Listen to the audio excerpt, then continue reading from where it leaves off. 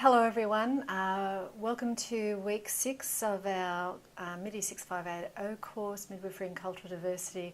This week I'm really pleased to present to you Module 3 topic, which is focusing this week on culturally safe maternal health and care of Aboriginal and Torres Strait Islander women. So I'll just move on to the actual presentation now so you can see here. I'd like to acknowledge the work of a colleague and midwife, Stacey Butcher from the Maitland Hospital, who helped prepare the original slides for this presentation, and we've updated them over the last 2 years. So thanks again, Stacey. I'd also like to acknowledge and pay respect to the traditional owners of all the lands where we may be situated watching this presentation today and undertaking our work and this course. At the Callaghan campus where I'm based, it's the traditional owners are the Pambalong clan of the Awabakal people. It's upon their ancestral lands that the University of Newcastle is built. I'd also like to pay respect and to acknowledge the wisdom and knowledge of all the Awabakal and elders past and present, and acknowledge any Indigenous midwives who are here with us today in our course and program and that we work with. I also wish to acknowledge, or at least I'd like to state, that I am speaking on this topic from a really quite a privileged white middle-class Australian woman's perspective, and that this material was originally kindly developed by midwife Stacey Butcher. Okay. Just an acknowledgement of our copyright regulations. Moving on now to the relevant learning outcome for this particular week is related to number 3, learning outcome. To critically, students at the end of this course will be able to critically analyse the impact of place of birth and critique maternity care strategies for Australian Indigenous women, including issues of cultural safety and culturally competent woman-centred maternity care. So to do that, we're focusing on an overview again of cultural competence, closing the gap in the cultural respect framework, the midwifery code of conduct as it relates to this topic, the Australian Indigenous population overview, the issues of colonisation and the background of health related to Indigenous peoples, common health issues for Indigenous peoples, and the maternal health statistics for this population of people. I also want to just let you know that the material for this presentation has largely been sourced by the chapter in Pearman et al. 2019 titled Midwives Working with Aboriginal and Torres Strait Islander Women. This was written by Donna Hartz. She's a midwife who has a PhD. She's an Aboriginal midwife. And Juanita Sherwood, who's an Aboriginal woman and a registered nurse, who's worked in Aboriginal health in urban and rural and remote communities. It's based on the original chapter written by Sue Kildea and Sue Krusky, who've worked for more than 20 years in Aboriginal communities in both urban and rural and remote regions of Australia. They've also conducted significant bodies of research on this topic. I've also added information later in this presentation on a smoking cessation program in the Hunter Valley of New South Wales, as well as some recent population data from Aboriginal remote and very remote communities in relation to their rates of preterm low birth and small for gestational age babies. Okay, let's move on. What do we mean by cultural competence? I know that you're all registered midwives or registered nurses in your for any international students who may be listening today.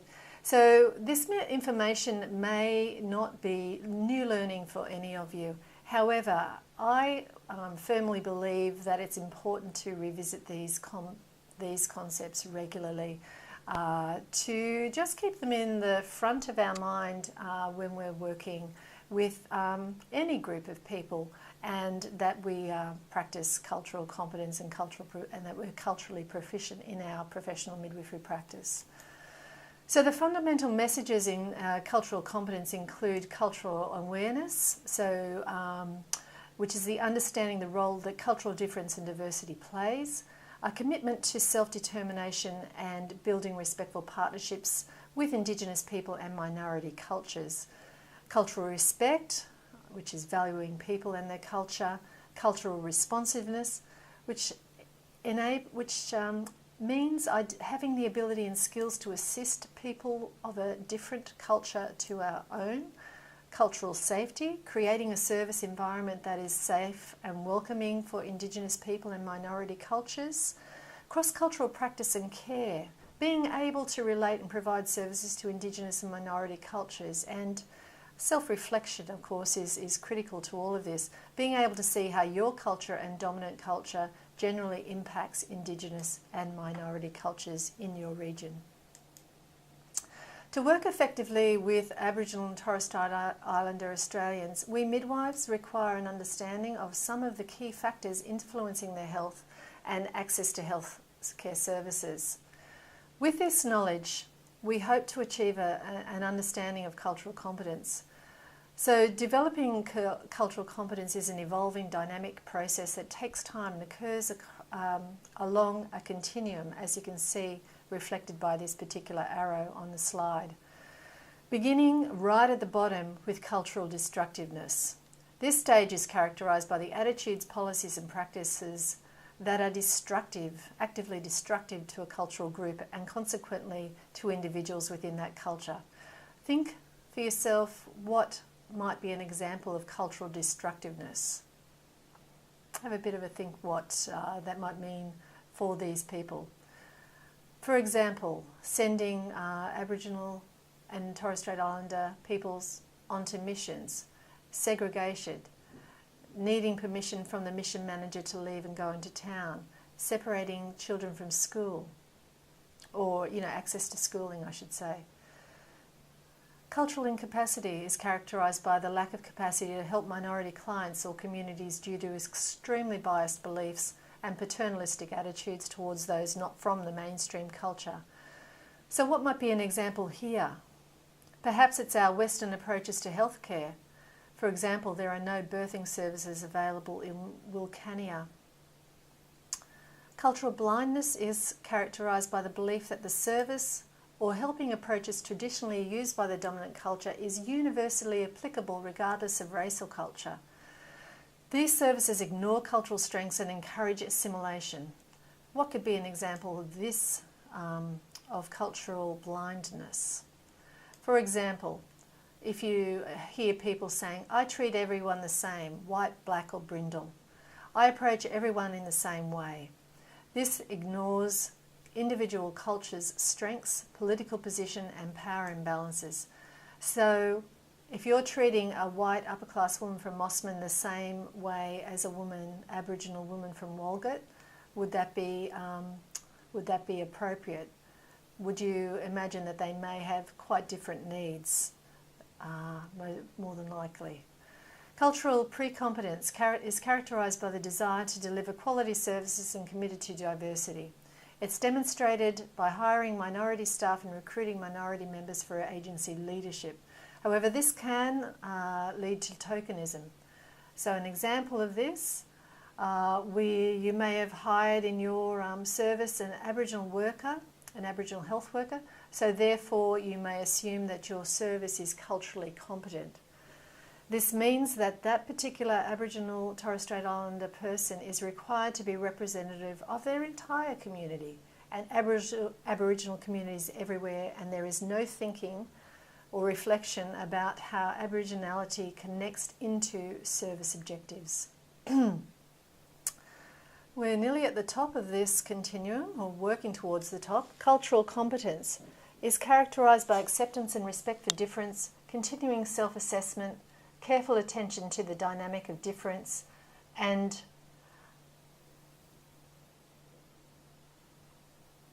I just had a little mental blank then. Difference and continuous expansion of knowledge and resources and adaptation of services to better meet the needs of diverse populations. It's important to know that cultural competency is not an endpoint. So how do Australian Indigenous people view their health? For Aboriginal people, and we talk more about this later, health not only relates to physical health but also encompasses a holistic approach that includes social, emotional, spiritual and cultural well-being. Thus, health programs must address all these aspects if they provide a service that's appropriate for Aboriginal and Torres Strait Islander peoples.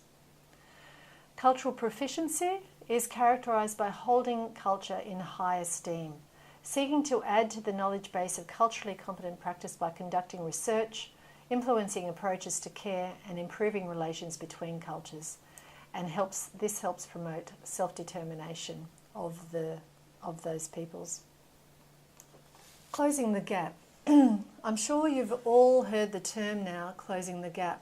However, I'm just going to now provide some context for our international students and maybe just do a revision about what we mean by this particular strategy. So essentially, closing the gap is a whole of government strategy designed to assist in reducing Aboriginal people and Torres Strait Islander people's disadvantage and life expectancy. Closing the Gap was developed by the Social Justice Commissioner, Mr. Tom Calma, in 2005 by the Australian Government. However, it wasn't endorsed by the Australian Government until 2008.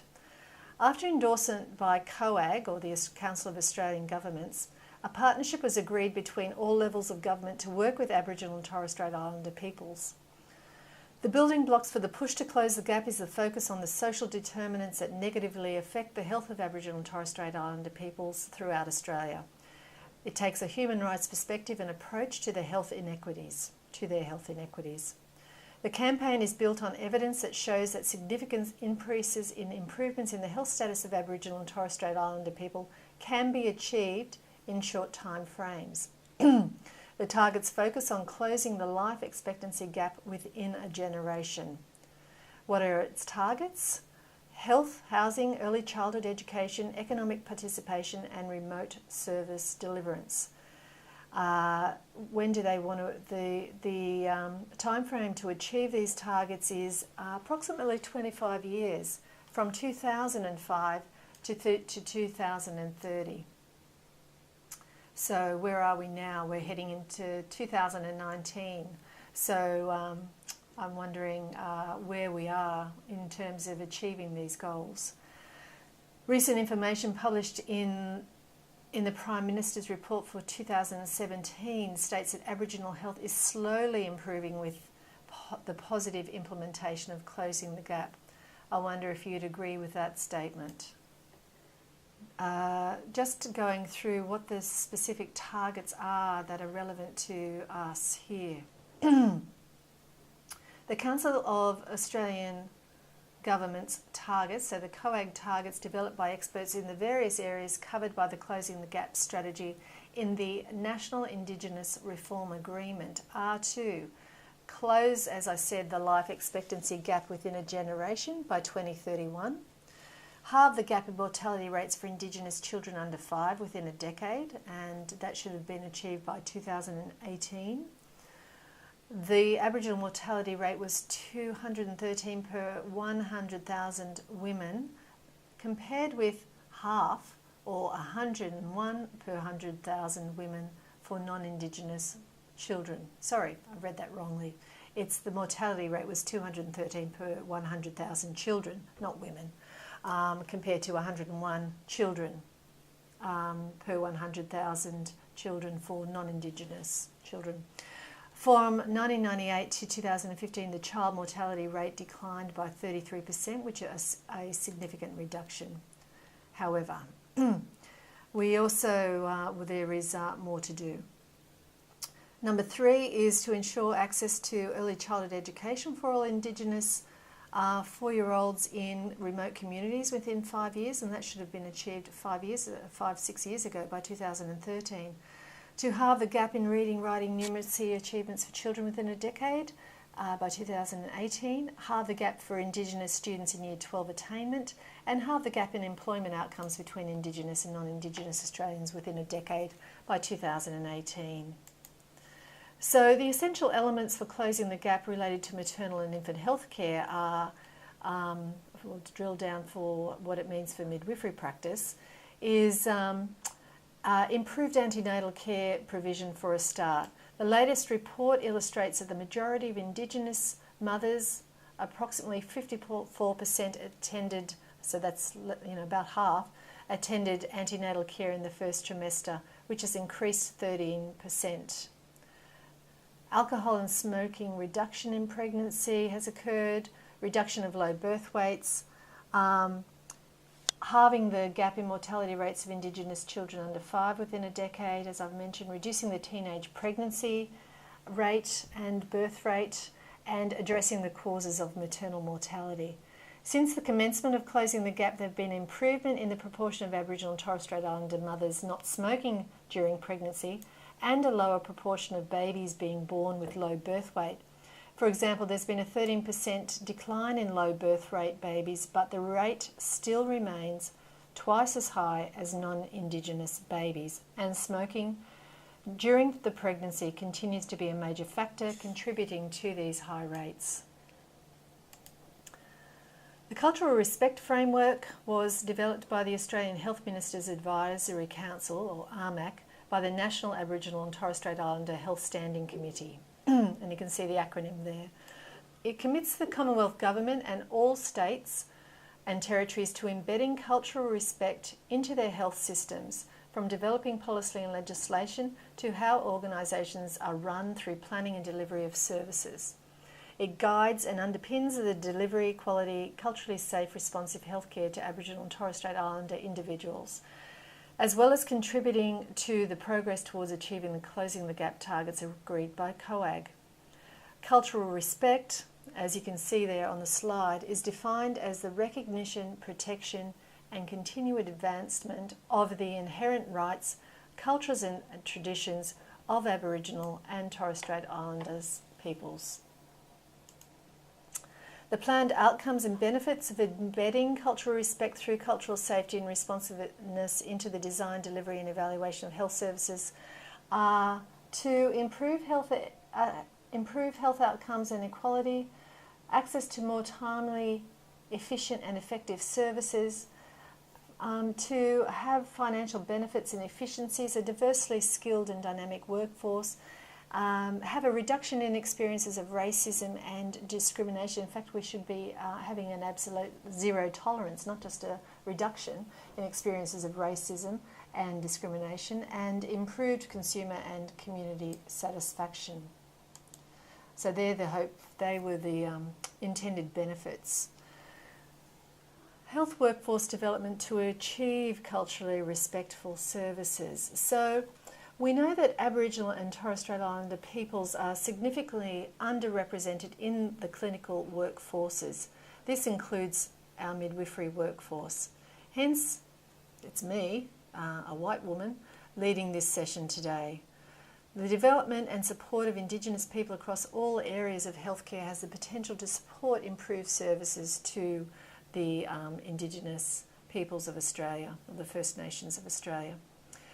We want to build skills and capacity of the non-Indigenous workforce to work effectively using cultural competence and proficiency. So while we are working to increase the numbers of skilled clinicians Indigenous clinicians in our health workforce, we also concurrently need to build the skills and capacity of the non-Indigenous workforce to be culturally aware and proficient. Positive health messages and programs are needed that respond to the diversity, strengths and knowledge of Aboriginal and Torres Strait Islander social, cultural, linguistic, gender, religious and spiritual backgrounds.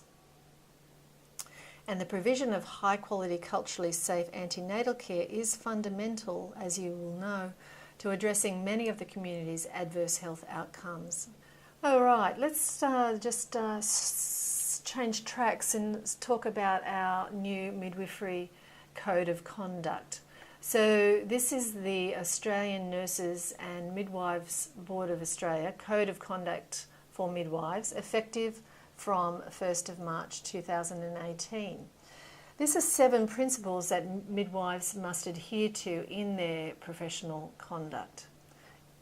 They involve legal compliance, number 1, 2, woman-centred practice, 3, cultural practice and respectful relationships, professional behaviour, number 5, teaching, supervising, assessing, 6, research in health, and 7, health and well-being. So the principle we're focusing on in this presentation is cultural practice and respectful relationships, but clearly all 7 principles are interrelated. So as we've discussed, Indigenous Australians bear the burden of gross social, cultural and health inequality. Therefore, with this in mind, midwives must provide care that's holistic, free of bias and racism, challenges belief based on assumption, is culturally safe and respectful for Aboriginal and Torres Strait Islander peoples, advocates for and acts to facilitate access to quality and culturally safe health services, recognises the importance of family, community, partnership and collaboration in the healthcare decision-making for both prevention and care delivery. And the value statement that you can see on the screen is midwives engage. So this is principle 3, cultural practice and respectful relationships. Our value statement as midwives: we engage with women as individuals in a culturally safe and respectful way, foster open, honest and compassionate professional relationships, and adhere to their obligations about privacy and confidentiality. So we obviously need to keep these in mind as we practice.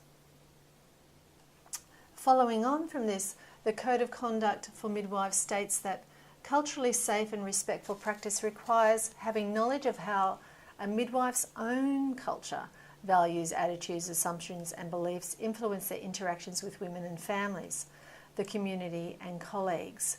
So just as Aboriginal and Torres Strait Islanders peoples may have their own culture depending on what nation they belong to or what part of Australia they're from, we have our own unique cultures depending on our own family of origin and where we live and have grown up and have been acculturated. To ensure culturally safe, respectful practice, midwives, of course, must understand, you can read the slide here, understand that only the woman and her family can determine whether or not care is culturally safe and respectful. We can't determine for them. Midwives must respect diverse cultures, beliefs, genders, identities, sexualities and experiences of women and others, including among team members. Acknowledge the social, economic, cultural, historic and behavioural factors influencing health both at the individual, community and population levels. And I'll let you read the rest of the slide because you obviously can all read, so you don't need me to dictate everything to you. But this, what is it, 1, 2, 3, 4, 5, 6 elements of culturally safe and respectful practice are all elements that midwives must practice according to the code.